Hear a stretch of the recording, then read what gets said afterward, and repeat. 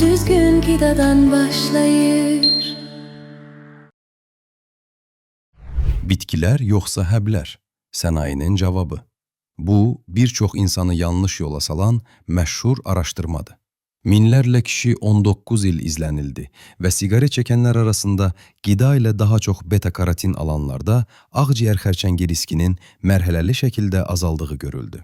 Bunu sadəcə olaraq yedikləri meyvə, tərəvəz və şorbaların miqdarını hesablayaraq təxmin etmişdilər. Bəs nə etdilər? Siqaret çəkənləri meyvə, tərəvəz və şorba ilə müalicə etdilərmi?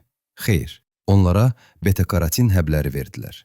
Nəticə isə faciəvi oldu. Həbləri qəbul edənlərdə ağciyər xərçəngi daha çox artdı. Həmçinin ağciyər xərçəngi, ürək xəstəliyi və insultdan ölüm halları yüksəldi. Ümumilikdə isə ömürləri daha qısa oldu. Amma buna baxmayaraq, bu yanaşmanı təkrar-təkrar sınamağa davam etdilər. Daha 6 araşdırma aparıldı və beta-karotin həbləri yenə də ölüm riskini artırdı. Ümumilikdə, beta-karotin və digər antioksidant əlavələrin verildiyi 20-dən çox tədqiqatda ölüm hallarının əhəmiyyətli dərəcədə artdığı görüldü. Buradan açıq nəticə çıxır.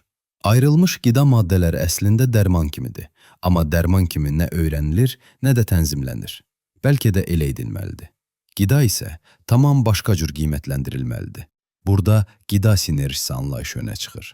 Yəni bütöv qida onun tərkib hissələrinin cəmindən daha güclüdür. Qanda beta-karotinin az olması ürək xəstəliyindən ölüm riskini artırır.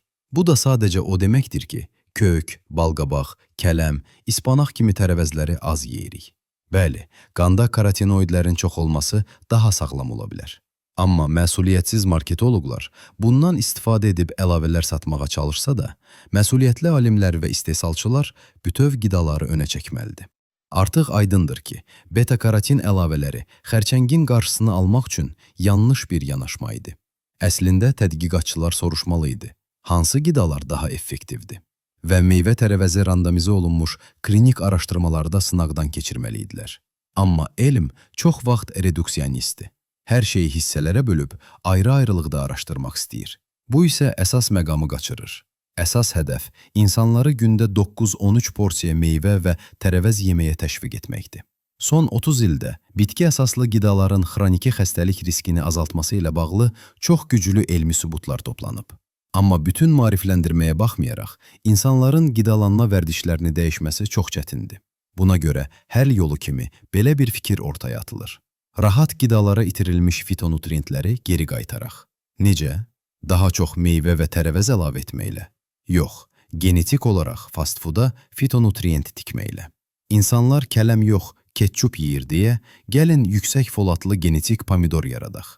Gilə meyvə almaqdansa 2 gen əlavə edib pomidoru bənövşə yedək. Burgerdə soya köftəsi yox, ketçupun içində soya genləri olsun. Üzüm pomidorlarını eşitmisiniz? Bəs əsl üzüm pomidorları. Çünki həblər bitkilərdən daha gəlirlidir. Həblər işləməyəndə isə sənaye tərəvəzin özünü patentləməyə çalışır.